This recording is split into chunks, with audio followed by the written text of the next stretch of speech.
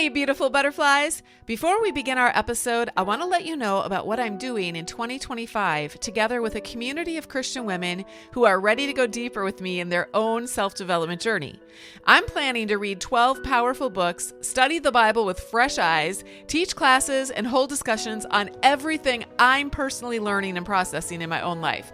Things like parenting adult kids, helping teens go from childhood to adulthood, getting older, improving health, financial issues, dealing with big emotions, navigating tricky relationships, and more. Would you like to join me? Our theme in January is metamorphosis, and so we'll be doing a 4-week class/workshop that will set us up for big personal changes in 2025. We're also going to be reading Everything is Figureoutable and studying the book of Romans. Members can get group coaching, and all of our discussions, coaching, and classes will be available to listen to on our private podcast. The cost is only $59 for an entire month. Join for January, and if you love it, stay for February. And if you keep loving it, you can join for a year and get 12 months for the price of 10. I want to make some big changes in my own life in 2025. Do you? Let's do it together. Go to joinflyinghigher.com for more information. And now, let's begin our episode.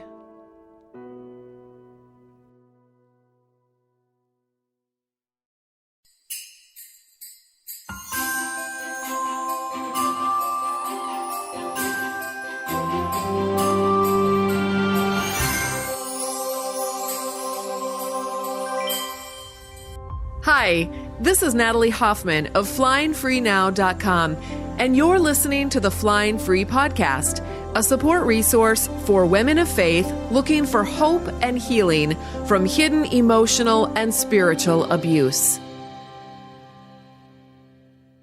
Welcome to episode 307 of the Flying Free Podcast, and Merry Christmas to all of our listeners who are celebrating this holiday this week. I'm actually recording this in October, so I did put some Christmas music on my phone just to give me the Christmas vibe for this episode.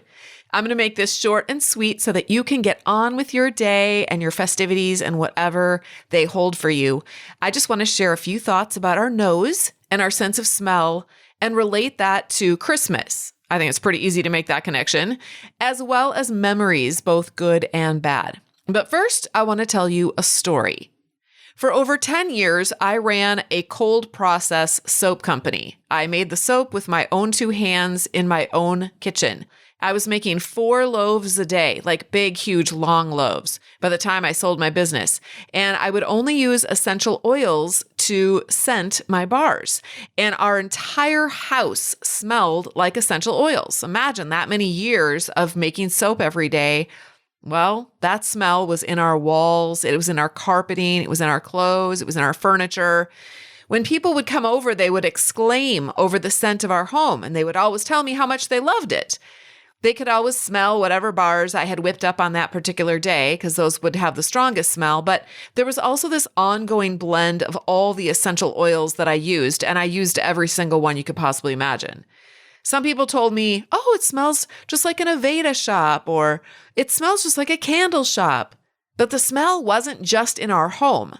Whenever our family went to church, we would walk through the entryway and people would turn and look at us and say, oh my goodness, your family smells so good.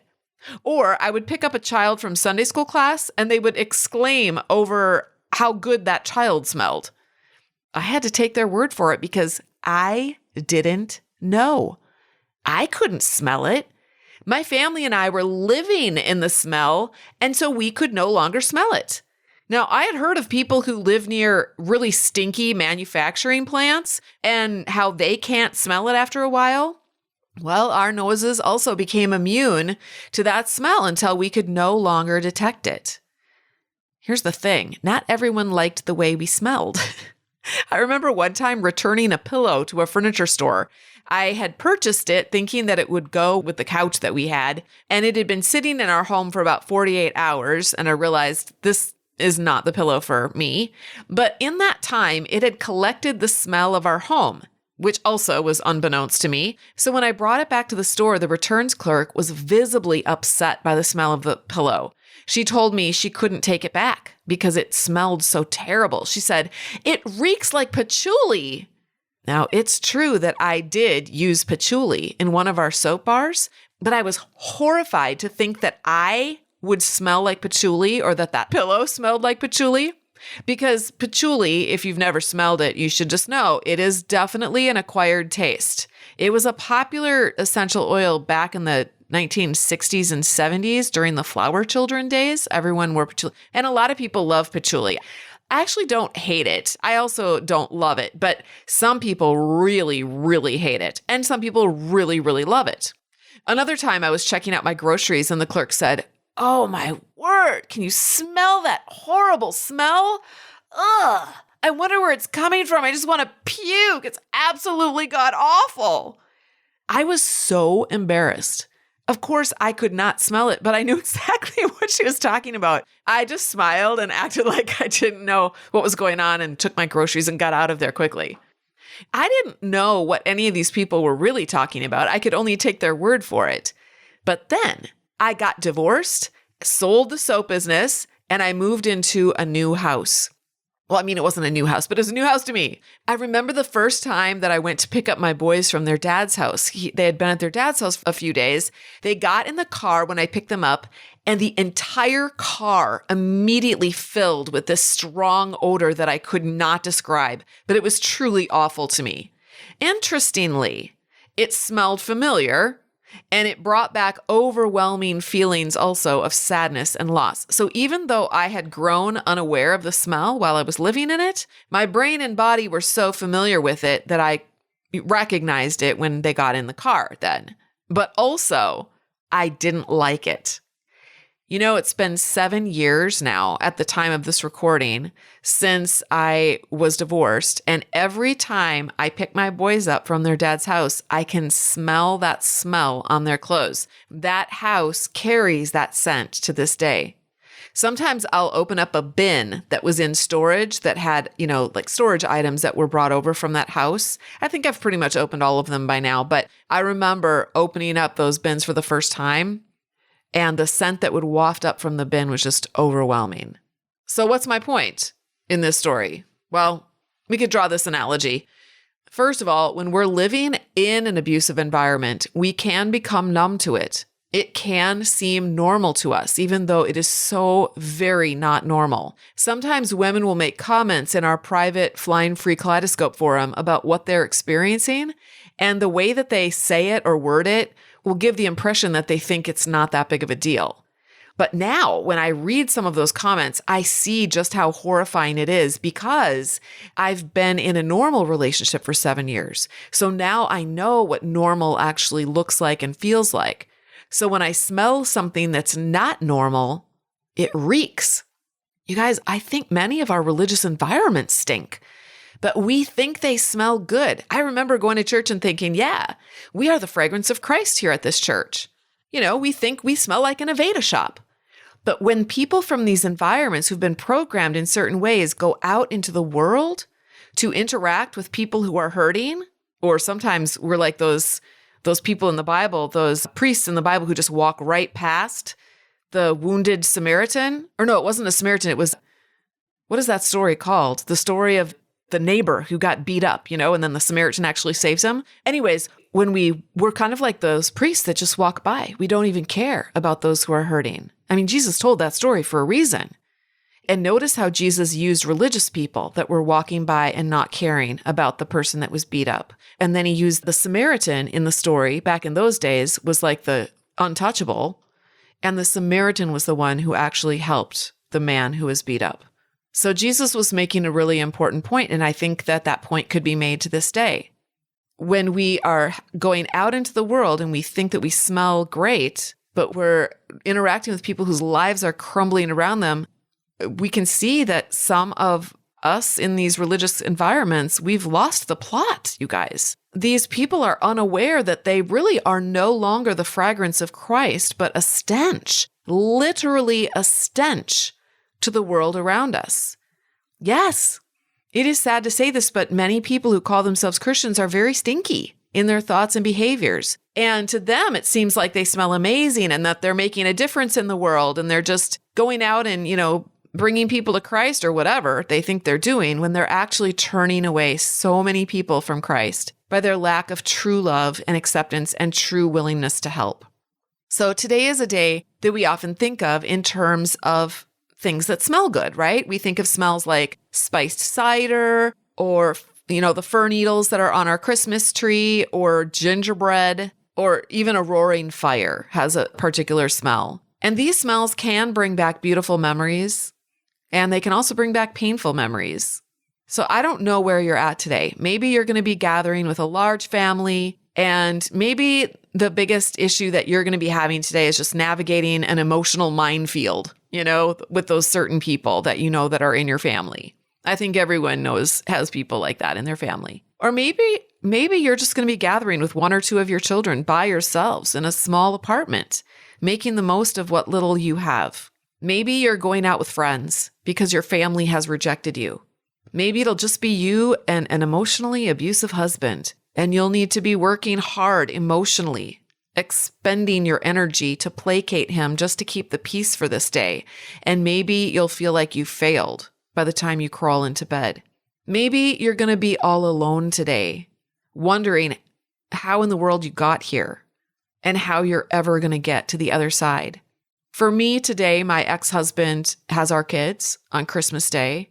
So my husband and I are going to be home alone, and we will likely go over to visit his elderly mother who lives alone in the city next to us. Tom takes care of her. Every year it's different because the plans shift and change, and some of my kids are married, and there are in-laws, and there are boyfriends and girlfriends and their families, and it's just an ever-evolving situation.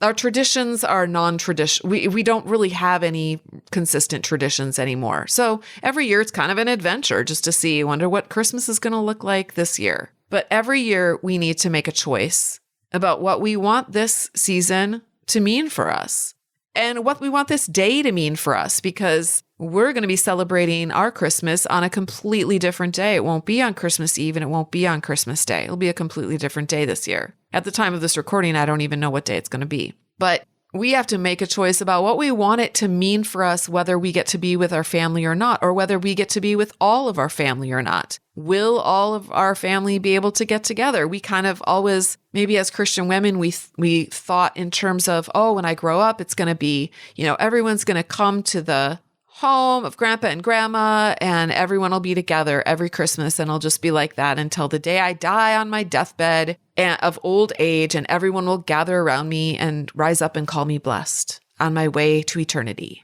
That's literally what I thought my life was going to be like. That's what I dreamed of. It was very idealistic, and that's just not what life is for 99.99999% of the world's population today and in all of history.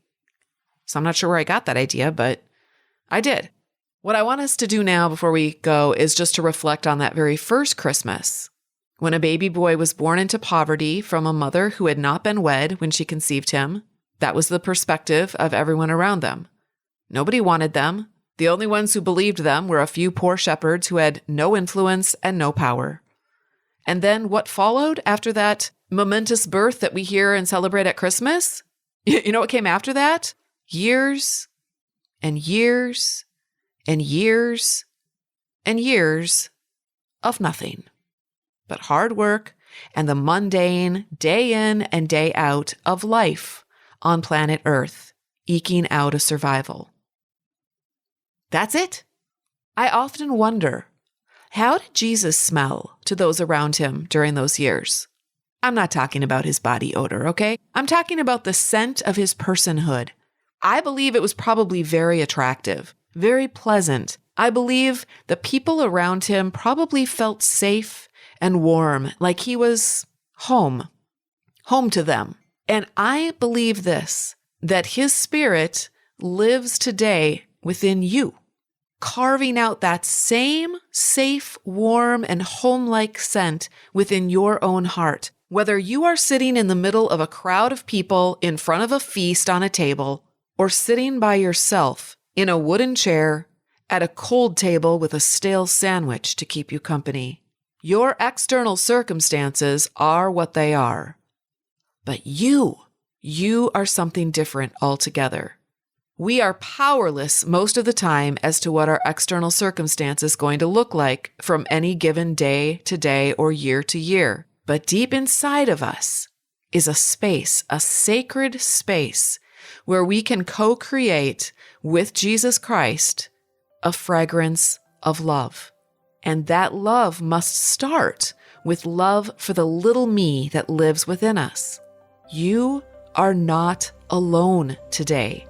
The Holy Spirit is in that sacred space within you where nobody else can touch it, where no one else can take that away. And your little me is sitting there with him, her head on his shoulder, his arms around hers, and the beautiful smell of pure love surrounding both of them. At some point today, you may smell something delicious, and I just hope that it reminds you of who you belong to. Merry Christmas, beautiful butterfly. Hey, beautiful butterfly, thank you so much for listening. If you liked this episode, be sure to subscribe and then consider leaving a rating and review so others can find us. To connect with me and get a free chapter of my book, head over to flyingfreenow.com. And until next time, fly free.